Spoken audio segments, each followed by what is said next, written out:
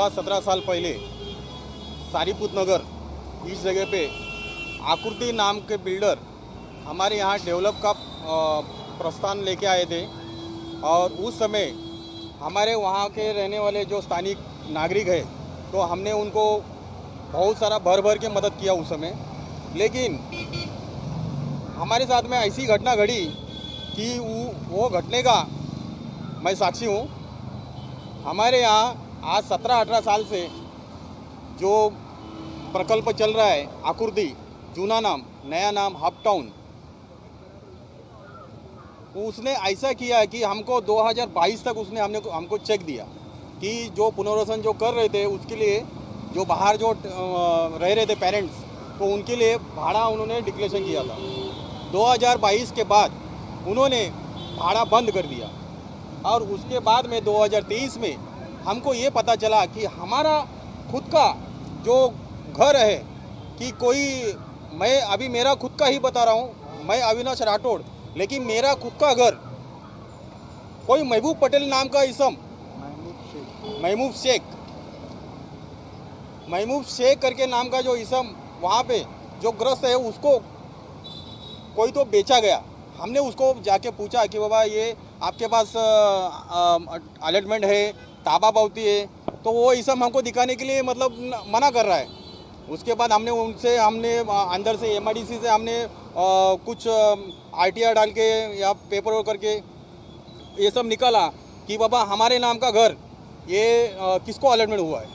जब हमको पता चला तो कि कोई बोलता है कि मुर्जी पटेल ने दिया है, कोई बोलता है कि वहाँ का जो सोसाइटी बना है वो सोसाइटी ने दिया है, तो कोई बोलता है कि MIDC ने दिया है। तो अभी हम कहाँ जाएंगे, किसके पास न्याय मांगेंगे? इसके लिए हम बार बार हम लोग यहाँ पे आना जाना कर करके थक गए। लास्ट में हमारे पास इतनी बंदिश डाला गया हमारे ऊपर कि तुम मतलब हफ्ते में 2 ही दिन आने का, वो भी मंगल और गुरुवार, वो भी 3 के बाद, 3 से 6। अब मेरे को बताओ, इतनी सारी पब्लिक जो है जिनको घर मिला नहीं गया है, अगर आएंगे तो भी वो उनको मिल पाएंगे? नहीं, मिलते नहीं है, चले जाते हैं। मीटिंग है, अर्जेंट कुछ है, अर्जेंट किसी का मतलब मैसेज आया है इधर का, फिर वो दिन निकल जाता है। पहली बात तो एक सवाल एक ऐसा है, ये जो घोटाला सिर्फ सारीपुत नगर नहीं, ये पूरा अंधेरे में है। ये सब घोटाले जो घट रहे हैं वो SRA के थ्रू घट रहे हैं। जिनका नाम का पेपर है वो किसी और को रूम दिया गया हुआ है और टोटल कैंडिडेट अपने टोटल रूम धारे का टोटल 249, उनको रूम मिला नहीं गया है, उनका रूम किसी और को बेचा गया है। पहली बात तो ये जो प्रकल्प यहाँ पर आया था 2007 को आया था, तब से जो घोटाला हो रहा है अब तक हो रहा है। तब के पब्लिक जो है उनको भाड़ा भी मिला नहीं है, ना ही रूम मिला नहीं है। वो पब्लिक अभी घर के बाहर ही है। वो मिडिल क्लास का आदमी रूम का रेंट भरे या खुद का खाने का देखे या कुछ और सेविंग करे, वो मिडिल क्लास आदमी क्या कर पाएगा? जो अभी हम लोग खड़े आंदोलन जो कर रहे हैं, इसका पत्रव्यवहार हम लोग कर चुके, बहुत बार किए। हर एक इधर हम लोगों ने लेटर MIDC चौकी में भी दिया है, MIDC ऑफिस में भी दिया है, पर कोई अधिकारी इस पर कोई कार्रवाई कर रहा नहीं है। आज खुलेआम मुर्जी पटेल का नाम बाहर आ रहा है, फिर भी प्रशासन किसी का एक्शन ले रहा नहीं, किसी भी गुनाह दाखिल कर रहा नहीं है। ये प्रशासन किसका है? मुर्जी पटेल का है कि लोगों का है? सरकार किसके लिए काम करती है? ये हमारे लिए काम करती है कि नेताओं के लिए काम करती है? और मुर्जी पटेल के साथ 2 बार उसको इलेक्शन से बाहर निकाला गया है फ्रॉड केस के अंदर, फिर भी वो आगे आ रहा है, इतना सारा फ्रॉड कर रहा है, फिर भी उसको कुछ एक्शन नहीं हो रही है। इसका जिम्मेदार कौन है?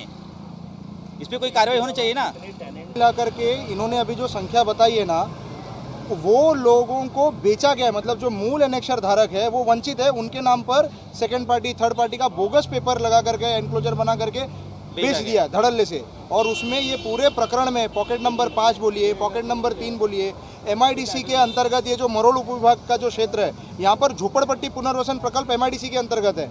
और इस पूरे प्रकल्प में धांधली करने वाला एक बिचौलिया है जो विकासक के लिए धांधली कर रहा है, वो है मुर्जी पटेल।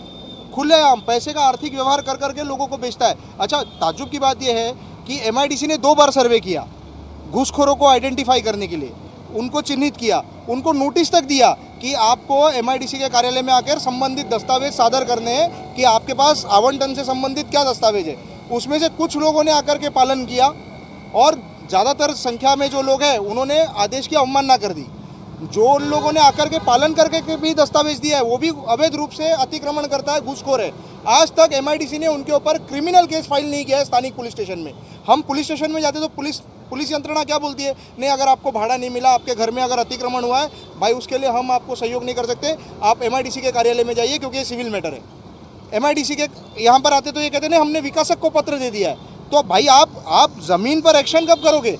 इन्होंने तकरार निवारण समिति का गठन करके लिया है। हमारी जो स्थानिक आमदार है श्रीमती ऋतुजा लटके मैडम ने, उन्होंने सीओ के साथ में बैठक लेकर के महाराष्ट्र शासन के आदेश का पालन कराने के लिए उच्च स्तरीय तकरार निवारण समिति का गठन करा के लिया है, ताकि झोपड़पट्टी पुनर्वसन संबंधित जो प्रकल्प से तकरार है उसकी सुनवाई हो। सुनवाई भी ये लोग टाइम पे देते नहीं, और सुनवाई का आदेश देने के बाद उसका अमल बजावनी तक नहीं करते। ये हमारे अविनाश दादा, इनके केस में एमआईडीसी ने सुनवाई भी ली, हेयरिंग भी पारित किया, हेयरिंग का आदेश भी पारित किया, लेकिन आज तक ज़मीनी कार्रवाई नहीं किया है। उस वजह से ये व्यक्ति आज हमारे बीच में खड़ा है। इनके नाम का जो घर है किसी और को दे दिया है बिचौलिए ने। पर 90% जो केस है ना वो खरीदी बिक्री वाले, जैसे कि मूल एनेक्शर धारक है, मूल एनेक्शर धारक से किसी ने खरीदा और नोटराइज्ड एग्रीमेंट है।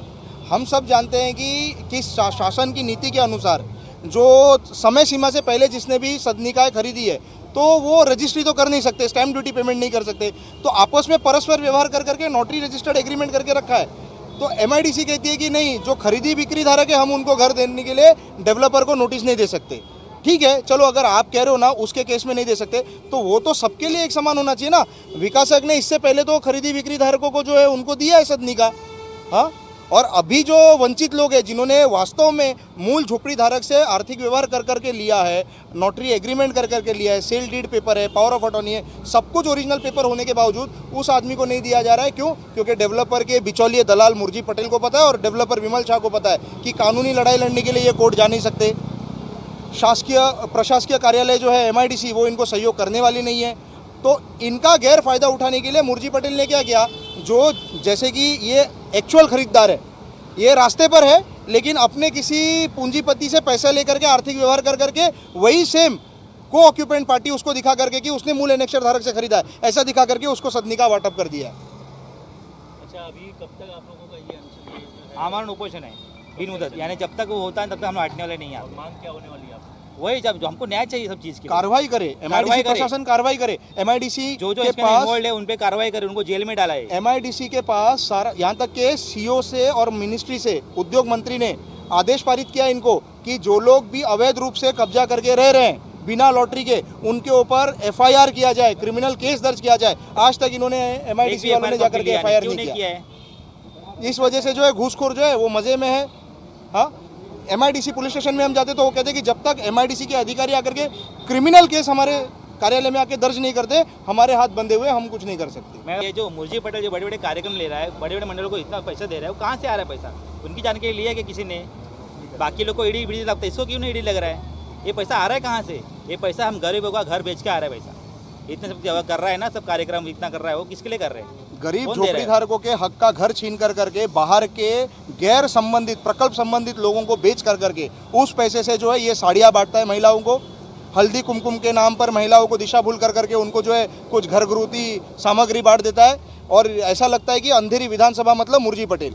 तो ये मैं आप पत्रकारों के माध्यम से हम शासन को यह अवगत कराना चाहते कि उनको ऐसा लगता है देवेंद्र जी, माननीय देवेंद्र जी को, माननीय शिंदे साहब को, कि इसके पीछे बहुत बड़ा जन सैलाब है। ऐसा कुछ नहीं है। वास्तव में मुरजी पटेल की कोई जनप्रियता नहीं है।